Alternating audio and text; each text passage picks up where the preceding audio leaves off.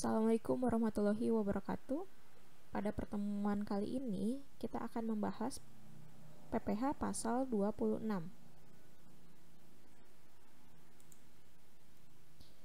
Pengertian PPh pasal 26 adalah PPh yang dikenakan atau dipotong atas penghasilan yang bersumber dari Indonesia yang diterima atau diperoleh wajib pajak luar negeri selain bentuk usaha tetap atau BUT di Indonesia.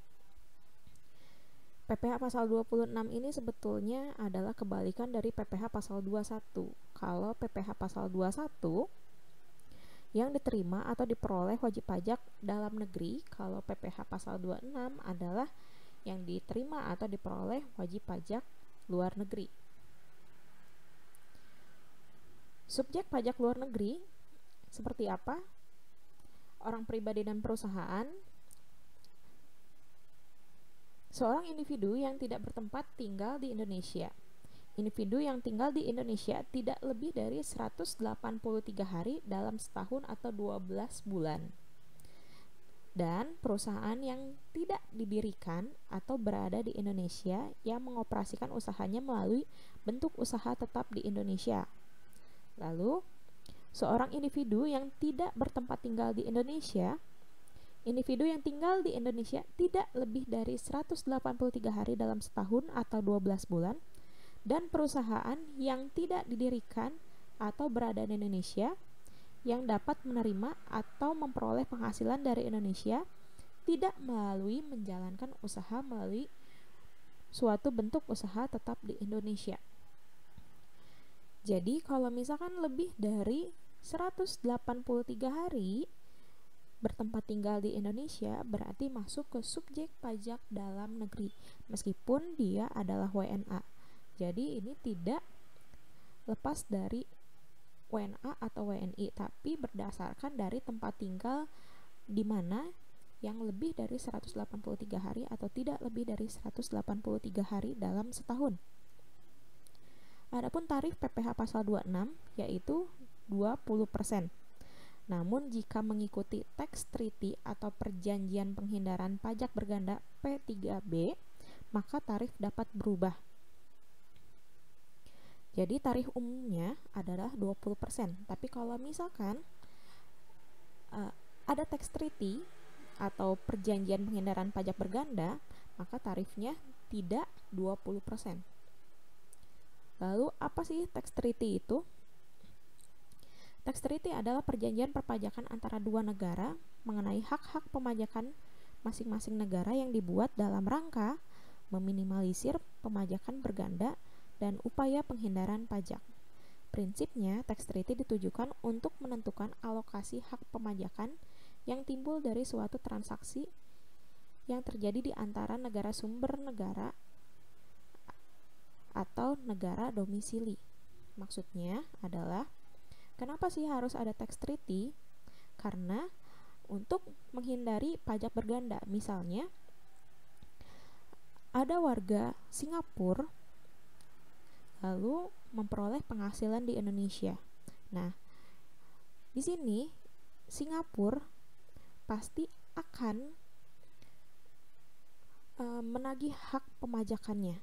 Sementara di Indonesia sebagai negara sumber penghasilan maka akan menagih hak pemajakannya. Jadi Singapura sebagai domisili, negara domisili, lalu Indonesia sebagai negara sumber penghasilan. Jadi ada bentrokan di antara dua negara tersebut untuk hak pemajakannya, siapa sih yang paling berhak. Sementara orang pribadi atau perusahaan yang terkait tersebut dia tidak mungkin atau juga tidak mau untuk membayar dua kali. Nggak mungkin di Singapura bayar pajak juga, di Indonesia bayar pajak juga, artinya kan double atau pajak berganda. Nah, ditengahinya oleh tax treaty. Tax treaty ini bentuknya adalah perjanjian di antara dua negara. Jadi ada berapa tax treaty Indonesia itu tergantung perjanjian yang dibuat oleh Indonesia. Misalkan Indonesia dengan Singapura, Indonesia dengan Amerika, Indonesia dengan Belanda, Indonesia dengan Jerman, dan sebagainya. Jadi mungkin ada ratusan negara yang Indonesia ini memiliki perjanjian dengan negara-negara terkait. Seperti itu. Berikut adalah contoh tax treaty Indonesia dengan Singapura. Jadi, siapa sih yang memiliki hak pemajakan atas penghasilan tersebut? Nah, di sini bisa kita lihat ada beberapa pasal atau artikel yang menyangkut tentang perjanjian Indonesia dengan Singapura. Biasanya ditengahi oleh pasal 4, yaitu fiskal domisili. Nah, bisa kita lihat di sini ada pasal 4 dan 3 ayat 1, 2, dan 3. Oke, untuk ayat 1, untuk kepentingan persetujuan ini, istilah penduduk suatu negara pihak pada persetujuan, berarti pihak pada persetujuan ini pihak pada persetujuan adalah Indonesia dan Singapura. Nah, berarti setiap orang yang bertempat tinggal di suatu negara pihak persetujuan untuk tujuan pemajakan negara pihak pada persetujuan. Jadi di sini disimpulkan adalah seseorang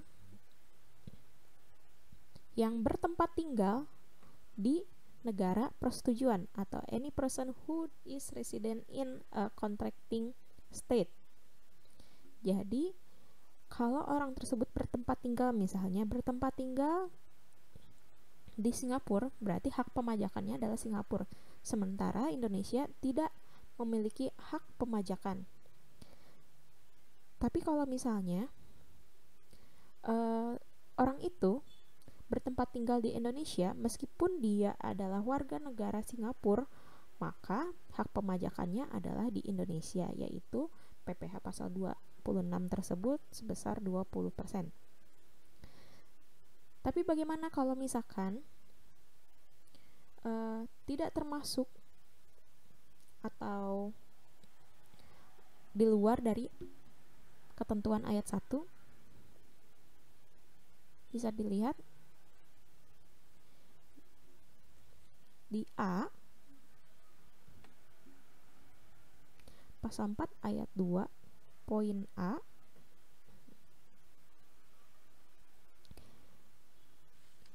orang tersebut akan dianggap sebagai penduduk negara pihak pada persetujuan atau contracting state jika ia memiliki rumah permanen atau permanent home yang tersedia untuk dia. Jika permanent home ini atau rumah tinggal tidak tersedia untuk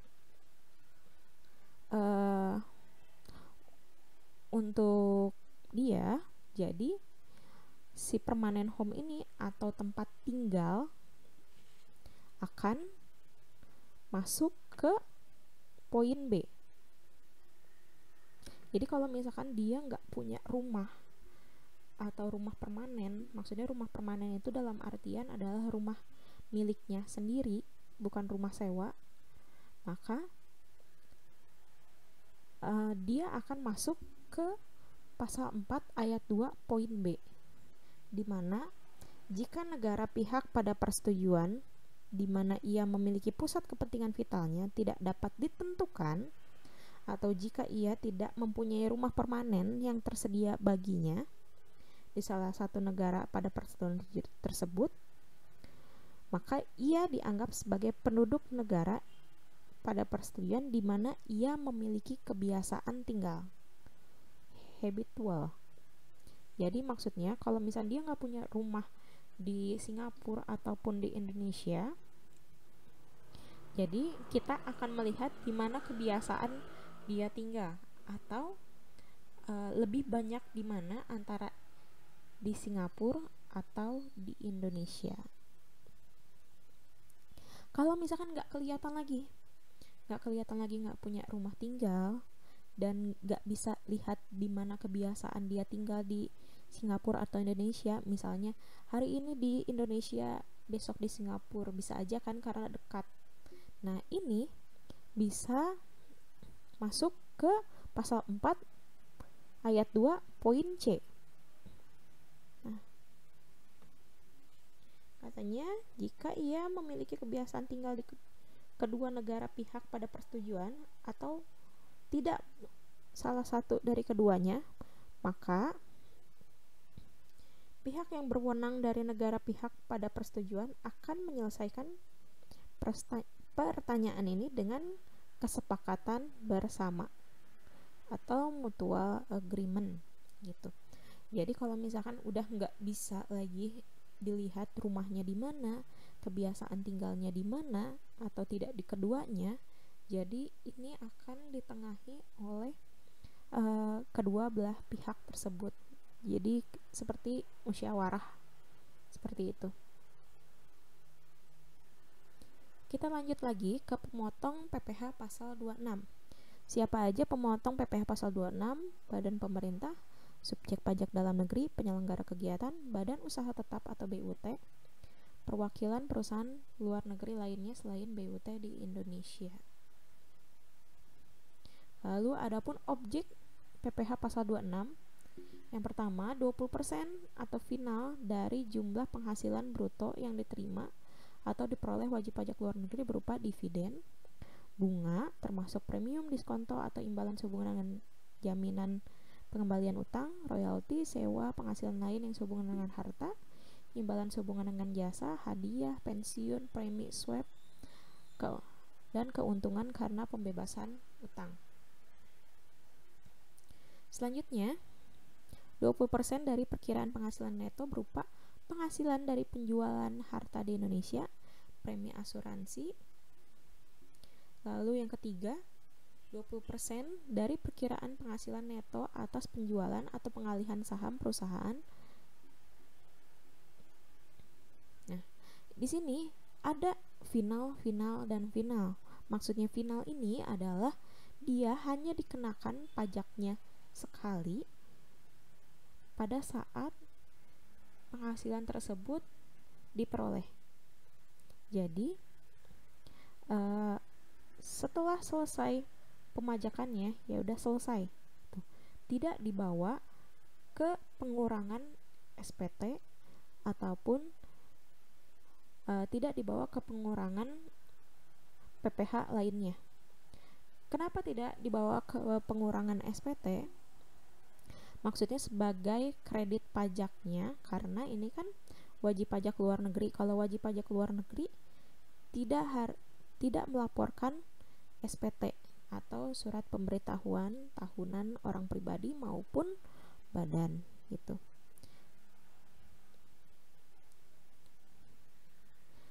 Selanjutnya ini masih ada 20% dari penghasilan kena pajak sesudah dikurangi pajak dari suatu BUT di Indonesia kecuali penghasilan tersebut ditanamkan kembali di Indonesia. Dan kelima yang tadi sudah kita bahas, tarif berdasarkan perjanjian penghindaran pajak berganda antara Indonesia dengan pihak negara pada persetujuan. Tadi contohnya adalah Indonesia dengan Singapura.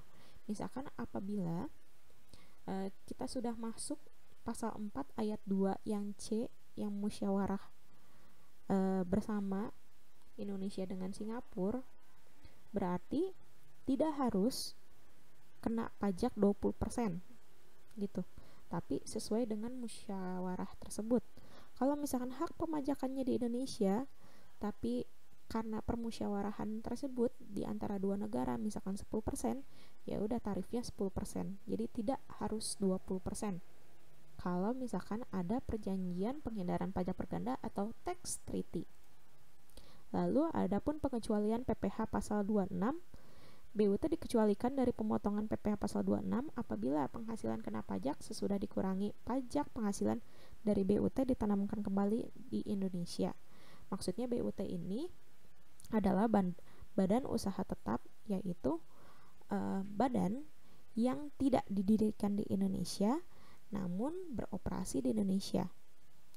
Bisa jadi adalah perusahaan cabang di luar negeri. Lalu yang kedua, badan-badan internasional yang ditetapkan oleh Menteri Keuangan.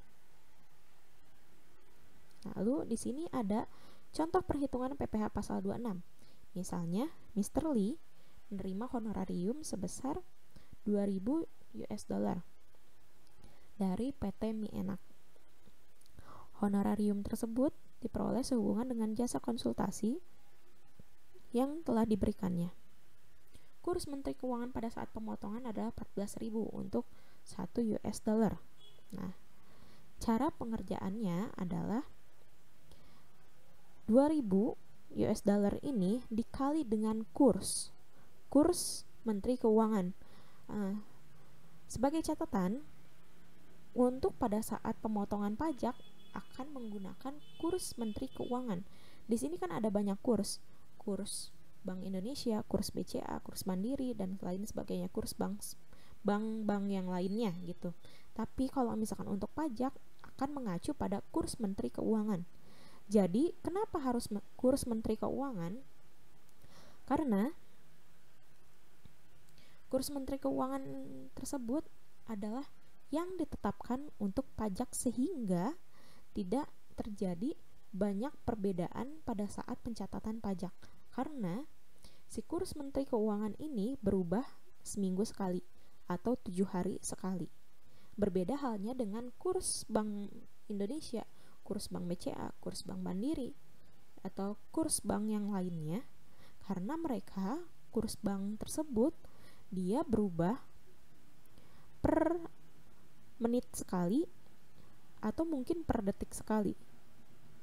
Jadi kita tidak tahu mana kurs yang bisa diambil pada saat pemotongan. Jadi sehari pun bisa berubah berkali-kali. Tapi kalau kurs Menteri Keuangan dilihat perubahannya untuk 7 hari gitu.